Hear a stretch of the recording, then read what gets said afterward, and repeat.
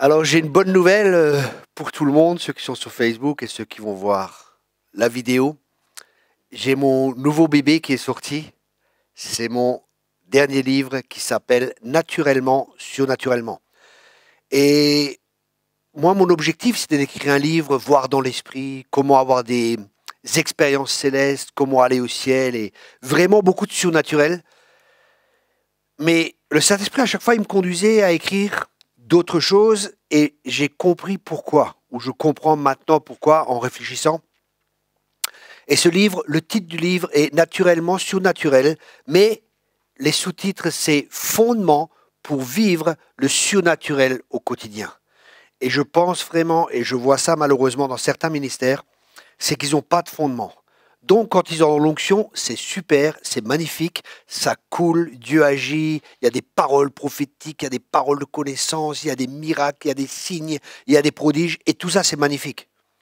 Mais le problème, c'est qu'on ne bâtit pas un ministère ou on ne bâtit pas sa vie sur un don. Le ministère doit être bâti sur le caractère. Le caractère, les dons nous amènent au sommet, le caractère nous permet d'y rester. C'est-à-dire que ces livres, ils vont amener, et je sais que j'ai discuté dernièrement avec un ami, c'est peut-être une mauvaise pub pour mon livre, mais c'est une bonne pub quand même pour ceux qui veulent vraiment. Je disais à mon ami, ah mais c'est étrange, je ne vends pas trop de livres. Il me dit, mais c'est normal. Parce que si tu écris des livres, comment prophétiser, ça va marcher.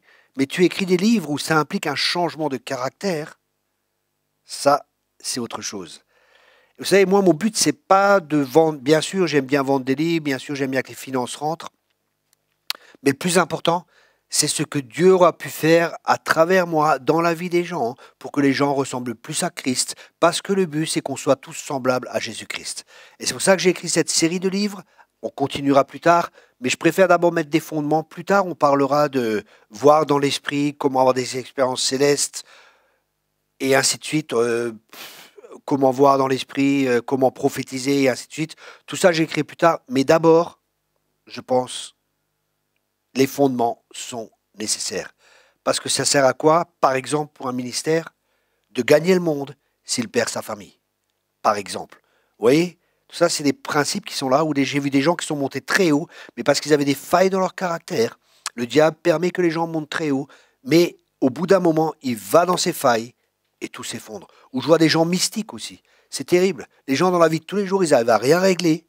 Ils n'arrivent pas à régler leur vie de tous les jours, mais ils vous parlent des choses spirituelles et des expériences spirituelles qu'ils vivent.